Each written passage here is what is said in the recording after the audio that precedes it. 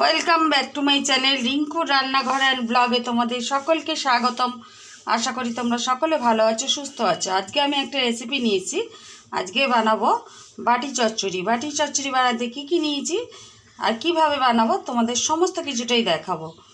আর এটা কোনো মশলা লাগবে না কিছু তেমন, আর খেতে কিন্তু ভীষণ ভালো হয়। এটা রুটি বা মুড়ির সাথে ভীষণ ভালো লাগে খেতে, আর খুব তাড়াতাড়ি হয়ে যায় রেসিপিটা।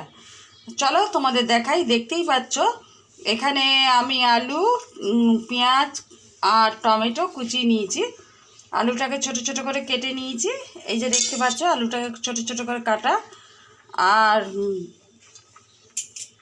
এখানে টমেটো নিয়েছি এই, আর নিয়েছি এই যে কড়াইশুঁটি, আর হচ্ছে লাগবে তেল, আর লাগবে জল, নুন, হলুদ, এই কাঁচা লঙ্কা দিয়ে করব। কিন্তু খেতে কিন্তু ভীষণ দারুণ হয়। এটা রুটির সাথে বা মুড়ি দিয়ে খেতে ভালো লাগে এই তরকারিটা। এটা হচ্ছে আলুর দিয়ে, অন্য সবজিও দিতে পারতাম, আমি দিইনি। আমি এখানে আলু আর টমেটো দিয়ে করব। এটা আলুর বাটি চচ্চড়ি।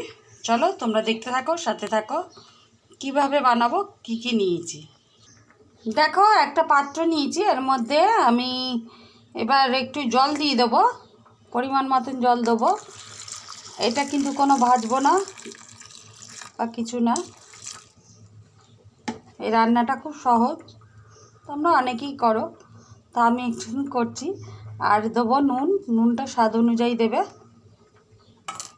দেবো কাঁচা লঙ্কা, দুটো কাঁচা লঙ্কা দিয়ে দেবো। আর এখানে দেবো কিছুটা কড়াইশুঁটি দেবো, কড়াইশুঁটি ছাড়াও হয়, আমি কড়াইশুঁটি দিলাম। আর দেবো হলুদ,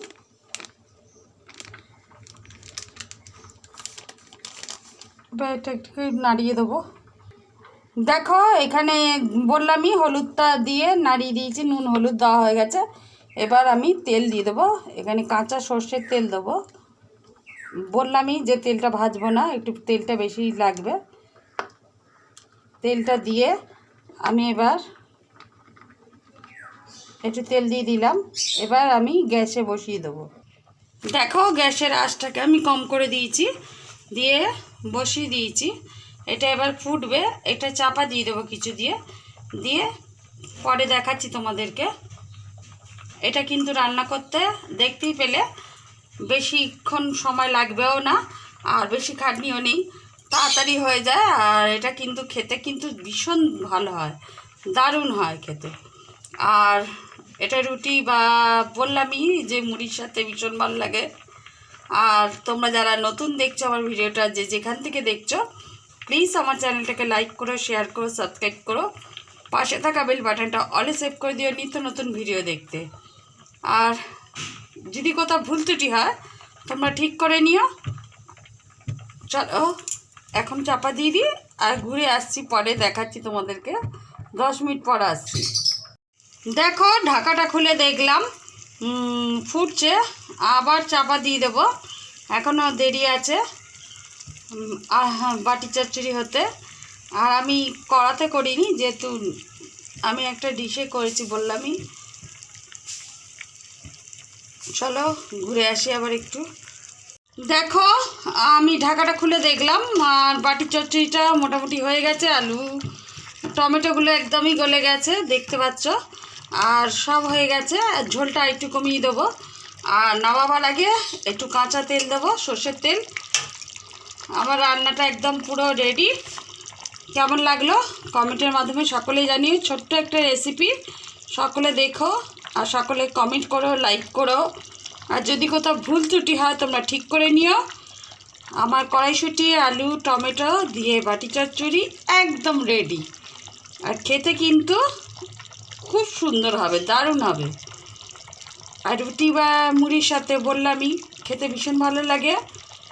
চলো একটু পরে ঘুরে আসছি। এবার দেখাই তোমাদের, হয়ে গেছে একদম। এবার নামাবার আগে বলেইছি যে একটু সর্ষের তেল দেবো, দিয়ে নামিয়ে দেবো। কেমন লাগলো দেখো সর্ষের তেল দিয়েছি একটু, আর একটু এ করে নামিয়ে দেবো, এই ঝোলটাই থাকবে। আর একটু টেনে যাবে এই ঝোলটা। আর কেমন লাগলো কমেন্টে সকলে জানিও। আর খুব তাড়াতাড়ি রান্না হয়ে গেল, কোনো মশলা লাগলো না। দেখলে সামান্য পরিমাণ শুধু নুন, হলুদ আর তেল এই দিয়েই রান্না, কিন্তু খেতে কিন্তু অসাধারণ। যাই হোক, আর ঝটপট হয়ে গেল। তবে দেখো এবার আমি গ্যাসের আঁচটাকে অফ করে দেবো। কেমন লাগলো কমেন্টে সকলে জানিও। আবার আসবো অন্য দিন অন্য একটি রেসিপি নিয়ে। সকলে ভালো থেকো, সুস্থ থেকো, টাটা।